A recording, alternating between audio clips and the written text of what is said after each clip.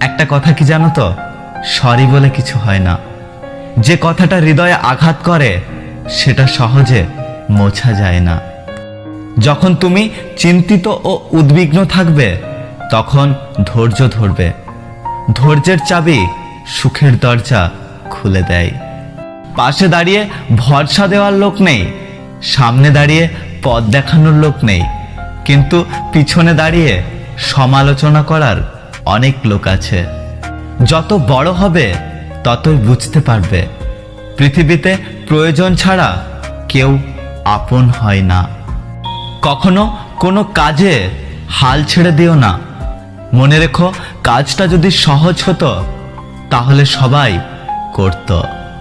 জ্ঞানীরা আগে চিন্তা করে তারপর কথা বলে, আর নির্বোধরা আগে কথা বলে তারপর চিন্তা করে।